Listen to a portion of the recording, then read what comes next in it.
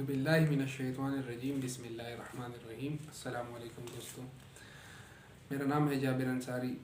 और जिस तरह के आपको पता है कि हमने फ़्राइड की एक लेक्चर सीरीज़ का आगाज़ किया था और ये फ़्राइड की लेक्चर इस सीरीज़ का ये दूसरा लेक्चर है।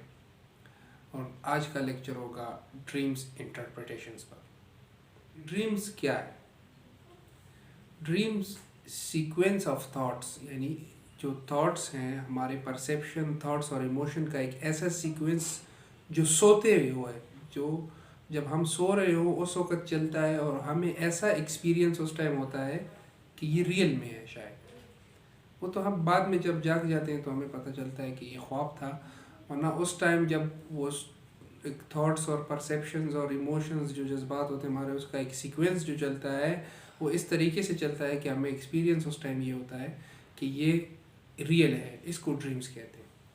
तो फ्राइड के ज़माने से पहले ड्रीम्स को मैजिकल माना जाता था और आजकल भी बहुत सारी जगहों पे ड्रीम्स की मैजिकल है कि कोई डिवाइन पावर जो है, यानी गॉड वगैरह, ये उसकी तरफ से ड्रीम्स हमें आते हैं और इसमें हमें मतलब कोई फ्यूचर की प्रेडिक्शंस बताई जाती है कि अगर आपको ये नज़र आया, आपको अगर छिपकली नज़र आई तो आप पे बीमारी आने वाली है वगैरह वगैरह। फ्राइड ने कहा ड्रीम्स कोई मैजिकल चीज़ नहीं है, बल्कि इसके पीछे प्योर साइकोलॉजिकल इमोशंस इन्वॉल्व हैं। प्योर साइकोलॉजिकल इमोशंस इन्वॉल्व है जिसकी वजह से हमें ये चीज़ें दिखती हैं। उसने कहा कि ये इमोशंस, इसको जब हम कॉन्शियस होते हैं तो ये दबी हुई रहती हैं, हम इसको बाहर नहीं आने देते। लेकिन जब हम सो जाते हैं, हमारा कॉन्शियस का कंट्रोल ख़त्म हो जाता है, तो ये जो हमारी साइकोलॉजिकल इमोशंस जो दबी हुई होती हैं, ये ख़ुद को सेटिस्फाई करने के लिए बाहर आती रहती हैं। और वो जिस तरह फ्राइड ने कहा था कि beyond psyche and beyond consciousness भी कोई चीज़ है जिसे अनकॉन्शियस माइंड उसने कहा था, तो उससे ये निकल के ख्वाब में आती हैं और ख़ुद को सेटिस्फाई करती हैं।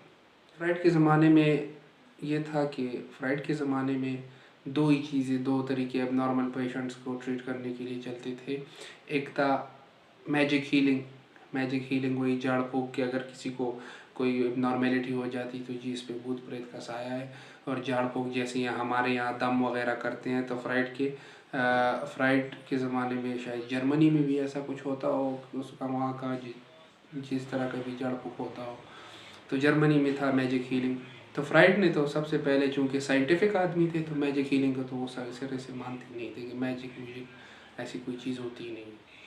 दूसरा तरीका जो चलता था वो था हिप्नोसिस, जो फ्राइड ने जीन चारकोट के साथ काम करके, जोसेफ ब्रायर के साथ काम करके सीखा था कि उन्होंने हिस्टीरिया का इलाज करने की कोशिश की थी हिप्नोसिस से। तो फ्राइड ने हिप्नोसिस करना जब शुरू किया तो फ्राइड को हिप्नोसिस में दो बड़े मसले नज़र आए, दो लिमिटेशंस बहुत बड़े फ्राइड को उसमें नज़र आए। उसने कहा कि हिप्नोसिस में दो बड़े मसले हैं। नंबर एक कि स्ट्रॉन्ग पर्सनालिटी वाला आदमी कभी हिप्नोटाइज हो ही नहीं सकता। फ्राइड के पास पेशेंट आते थे, एक एक दो दो हफ्ते फ्राइड को लग जाते थे, पेशेंट हिप्नोटाइज ही नहीं होता था। फ्राइड बोलता था मेरी आंखों में आंखें देखो, डाल के देखो। वो कहता था हम क्यों देखें तुम्हारी आंखों में। तो वो स्ट्रॉन्ग पर्सनैलिटी वाले इंसान जो है वो हिप्नोटाइज ही नहीं होते। तो फ्राइड ने कहा कि हिप्नोसिस स्ट्रॉन्ग पर्सनैलिटी के इंसानों पर काम नहीं करता, कि स्ट्रॉन्ग पर्सनैलिटी वाले इंसानों को आप हिप्नोटाइज नहीं कर सकते। अगर डॉक्टर को पेशेंट को हिप्नोटाइज करना है तो उसको अपनी पर्सनालिटी जो है वो पेशेंट से स्ट्रॉन्ग करनी होगी, पहले अपनी पर्सनालिटी को कॉन्कर करना पड़ेगा। क्योंकि फ्राइड ने कहा कि वीक पर्सनालिटी स्ट्रॉन्ग पर्सनालिटी से हिप्नोटाइज हो जाती हैं, तो स्ट्रॉन्ग पर्सनालिटी के बंदे हिप्नोटाइज नहीं होते। दूसरा बड़ा मसला जो फ्राइड को नज़र आया हिप्नोसिस में, उसने कहा कि जब आप बंदे को हिप्नोसिस में ले जाते हैं तो उसकी पर्सनालिटी को आप ब्रेक कर देते हैं, उसकी पर्सनालिटी मुकम्मल टूट जाती है और वो डॉक्टर पे बिल्कुल ही डिपेंडेंट हो जाता है। मुकम्मल तौर पे वो डिपेंडेंट हो जाते हैं और बेवकूफ़ों की तरह हरकतें करने लगता है, बस जी जो डॉक्टर कहे वो।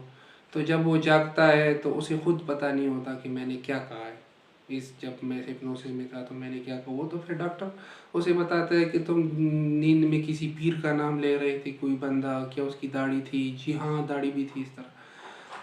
तो वो हिप्नोटिज्म में ये मसले थे। तो फ्राइड ने कहा कि हिप्नोटिज्म को छोड़ दो, हिप्नोसिस को छोड़ दो, क्योंकि इससे आप बंदे को और बीमार कर रहे हो।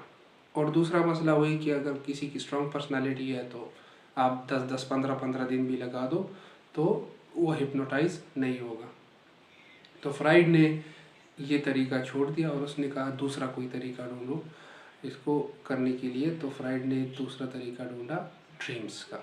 उसने कहा ड्रीम्स इंटरप्रिटेशन, और उसने कहा कि ड्रीम्स जो है ये हम इसकी वजह से अनकॉन्शियस तक पहुंच सकते हैं, ये हमें अनकॉन्शियस माइंड का रास्ता बताती है। तो ये फ्राइड की ये बात बड़ी फेमस हुई, और फ्राइड की जो किताब थी इंटरप्रिटेशन ऑफ ड्रीम, उसे दुनिया में बहुत बड़ा फेम इस किताब से मिला। और फ्राइड ने ये सारा कुछ कहा और उसने फिर एक जुमला कहा कि dreams are the royal roads to unconscious, यानी ड्रीम जो है ये अनकॉन्शियस तक पहुंचने के लिए एक रॉयल रोड है, क्योंकि ड्रीम्स हमारे अनकॉन्शियस को खोल के रख देता है मुकम्मल तौर पे। हमारे अनकॉन्शियस की जितनी भी इच्छाएं हैं वो सब, जितनी भी उसकी विशेज़ हैं वो सारी हमें पता लग जाती है ड्रीम्स के ज़रिए, फ्राइड ने कहा। तो फ्राइड ने ऐसा किया, सबसे पहले फ्राइड ने तो सिंबल्स असाइन किए। फ्राइड ने सबसे पहले उस किताब में बहुत सी चीज़ों को सिंबल असाइन किए कि अगर ये सिंबल नज़र आता है तो ये इस चीज़ का मतलब इस मसले का सिंबल ये है, इस मसले का ये है। बहुत सारे सिंबल उसने असाइन किए, सारे ग्रीक मेथडोलॉजी से उसने सारे ही तकरीबन सिंबल्स जो हैं वो ग्रीक मेथडोलॉजी से लिए हुए हैं। तो मिसाल के तौर पे फ्राइड ने कहा अगर किसी को सांप नज़र आता है ड्रीम में, अगर ड्रीम में किसी को सांप नज़र आता है तो फ्राइड ने कहा snake is the symbol of sex organ, यानी वो अपने सेक्स ऑर्गन को एक्सपोज करना चाहता है या सेक्स ऑर्गन को पकड़ना चाहता है, उसे यूज़ करना चाहता है। तो उसकी ये विश जो है ये अनकॉन्शियस में दबी हुई है, तो वो उसको ड्रीम में स्नेक दिख रहा है। तो इस वजह से फ्राइड ने इसी तरह के बहुत सारे सिंबल्स असाइन किए हैं। उसने कहा कोई मैजिकल चीज़ ऐसी नहीं होती। तो फ्राइड ने कहा फ्राइड ने कहा ड्रीम इर्रेशनल होते हैं। ड्रीम इर्रेशनल इस तरीके से होते हैं कि ड्रीम में जी गाड़ी में हाथी बैठ रहा है, तो अब रियलिटी में तो ये पॉसिबल नहीं है, लेकिन ड्रीम में ये भी पॉसिबल है। इस तरह के अनरेशनल और इर्रेशनल और फैंटेसिक चीज़ें जो होती है वो फैंटेसीज सब में होती हैं ड्रीम्स में। तो चूँकि फ्राइड एक मोनिस्ट आदमी थे, तो फ्राइड इन चीज़ों में ज़्यादातर इस चीज़ों में बिलीव नहीं करते थे, मैजिक और डिवाइन और ये चीज़ें गॉड वगैरह इस पर ज़्यादातर बिलीव नहीं करते थे, क्योंकि फ्राइड कहता था कि एक फिजियोलॉजिकल एनर्जी है, यानी फिज़िकल एनर्जी है जो इस पूरी कायनात को में थी। वो फिज़िकल एनर्जी जो है वो कन्वर्ट हो जाती है, वो आज भी है, वो फिज़िकल एनर्जी जो है वो कन्वर्ट हो जाती है फिजिको केमिकल एनर्जी में। Under some conditions physico chemical energy में कन्वर्ट हो जाती है, और वो फिजिको केमिकल एनर्जी हमें दरख्त और ये सारी चीज़ें इनमें नज़र आती हैं कि वो उसे किस तरह ऑब्ज़र्व करती है। हर दरख्त उसे डिफरेंटली ऑब्ज़र्व करता है, इसलिए आम जो है वो मीठा हो जाता है, नीम कड़वा हो जाता है। तो फिर फ्राइड ने कहा कि अंडर सम कंडीशन ये physico chemical energy pure chemical energy में कन्वर्ट हो जाती है। तो प्योर केमिकल एनर्जी हमें बहुत सारी नेचर में बहुत सारी चीज़ें हैं जो केमिकल एनर्जी से बनी हुई है।